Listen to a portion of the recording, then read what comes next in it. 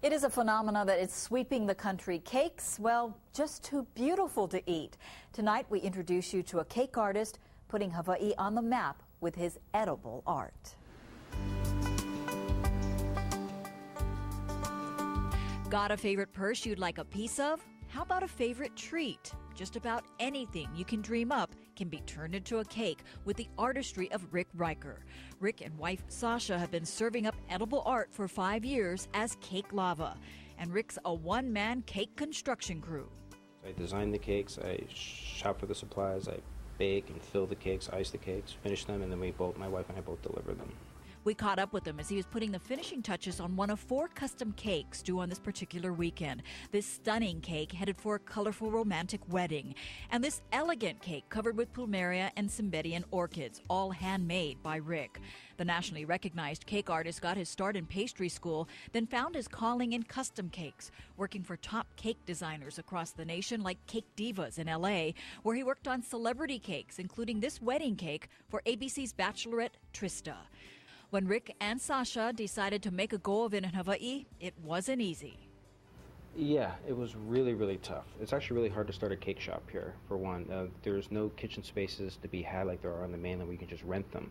It's either you pretty much have to sort of find a restaurant that's gone defunct or a bakery or something and move into it.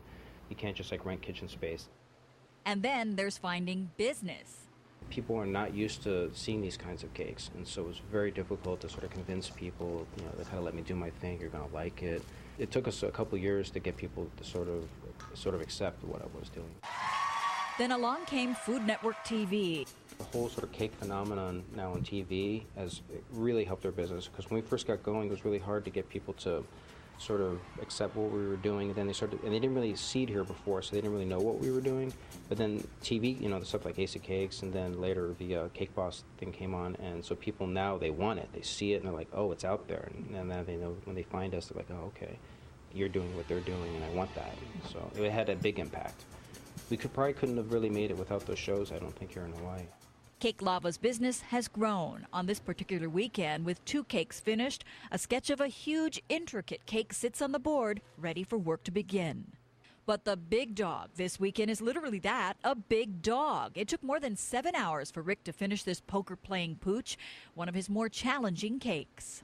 Recreation of animals are really difficult, the same way as the recreation of sort of characters and things like that, because people will spot a mistake, they'll know when it doesn't look like what it's supposed to. And to make something like lifelike is pretty difficult.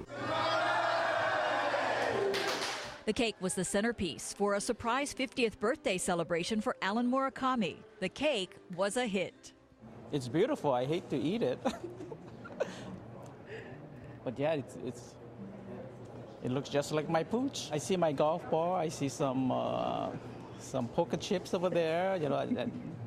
So in Vegas, I had some fun playing poker, so it was good. For Rick, that's the great part of his job, the satisfaction of seeing someone enjoy his art, and he says it's a career he loves.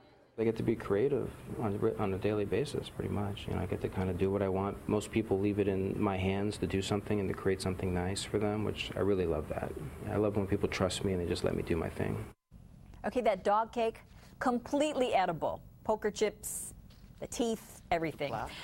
It's a great cake. Yeah, the plaque on the teeth. He is incredible.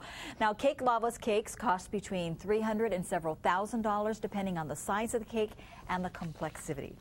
And now Rick's talents will be on nationwide TV. You ready? Okay. Yep. Okay. Let's do it. Let's do it. Yep. We got it. We got it. Rick has competed in a Food Network challenge. This is not video of his challenge, though, because it has yet to air. He says it was interesting working with an 8-hour clock. You have 8 hours on the clock, and time, the sort of sensation of time feels differently. It feels like you're moving really fast, the clock's moving faster, and the whole time I thought I wasn't getting enough done. But as it turns out, I did, actually. I ended up finishing on time, and I didn't think I was going to. Now, Rick says after 2 years of the Food Network asking him to compete, he was ready to take part, and he got to make his favorite, a SpongeBob SquarePants cake. Now, he can't tell us how he did in the competition, so we'll just have to watch and find out. That show airs April 4th, that's Easter Sunday, on the Food Network.